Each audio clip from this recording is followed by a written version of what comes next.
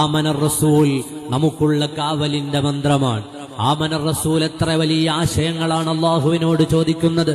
റബ്ബനാ ലാ തുഹമ്മിൽനാ മാ ലാ ത്വാഖത ലനാ ബിഹി വഅഫു അന്നാ വഗ്ഫിർ ലനാ വർഹംനാ അൻത മൗലാനാ ഫൻസുർനാ അലൽ ഖൗമിൽ കാഫിരീൻ.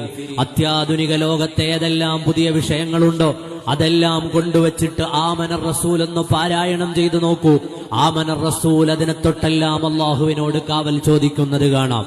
അത് അന്താരാഷ്ട്ര പ്രശ്നങ്ങളാണെങ്കിലും, നമ്മുടെ കൽബിന്റെ ഉള്ളിലെ വിഷമങ്ങളാണെങ്കിലും, നമ്മുടെ അടുക്കളകളിലെ പ്രശ്നങ്ങളാണെങ്കിലും, നമ്മുടെ വീടുകളുടെ ഉള്ളിലെ പ്രയാസങ്ങളാണെങ്കിലും, ഏതെല്ലാം പ്രശ്നങ്ങൾ ഒരു മനുഷ്യൻ അഭിമുഖീകരിക്കാനുണ്ടോ ആ പ്രശ്നങ്ങളെ തൊട്ടെല്ലാം ആ മനുഷ്യന്റെ മേൽ അല്ലാഹു സുബ്ഹാനഹു വ തആല ഭാരമായതൊന്നും ചുമത്തിത്തരരുതേ എന്ന് പ്രാർത്ഥിക്കുന്നതിലൂടെ റബ്ബനാ ലാ തുഹമ്മിൽനാ മാ ലാ ത്വാഖത ലനാ ബിഹി വഅഫു അന്നാ വഗ്ഫിർ ലനാ വർഹംനാ അൻത മൗലാനാ ഫൻസുർനാ അലൽ ഖൗമിൽ കാഫിരീൻ.